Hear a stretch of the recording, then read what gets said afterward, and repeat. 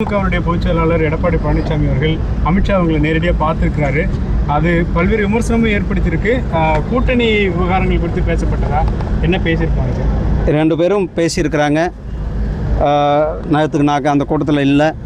அதனால் அவங்க நம்ம மரியாதைக்குரிய திரு அமித்ஷாஜி அவர்கள் சென்னையில் வந்து நம்மளுடைய கூட்டணியை அறிவிச்சிட்டு போயிருக்கிறார்கள். எங்கள் கூட்டணியில் தொடர்ந்து இது வழக்கமான ஒரு சந்திப்பு. இப்போ நம்ம பிஜேபியிலேருந்து நாங்கள் எல்லோரும் போய் அங்கே சந்திச்சுட்டு வந்தோம். அதே போல் நேற்றைக்கு மரியாதைக்குரிய அண்ணன் திரு எடப்பாடி பழனிசாமி அவர்கள் நேற்றைக்கு மரியாதைக்குரிய துணை குடியரசுத் தலைவர் அவர்களை சந்தித்து விட்டு வாழ்த்துக்களை பரிமாறிக்கொண்டு அதற்கு பிறகு மரியாதைக்குரிய உள்துறை அமைச்சர்களை சந்தித்திருக்கிறார்கள். இது எங்களுடைய கூட்டணியில் மேலும் கூட்டணிங்கும் போது பல்வேறு விஷயங்களை நாம் பேசுவது வழக்கமான ஒன்று. அதில் பல்வேறு விஷயங்கள் பேசிட்டு வந்தோம். இப்போ ஓபிஎஸ் டிடி அவங்களை இணைப்பது குறித்து பேசப்பட்டிருக்குமா? ஆனால் அதெல்லாம் நான் யூகத்திற்கு, உங்களுடைய யூகத்திற்கும் என்னுடைய யூகத்திற்கும் இது பதில் அல்ல. நாம் பதில் சொல்ல வேண்டிய இடத்துலையும் இல்லை.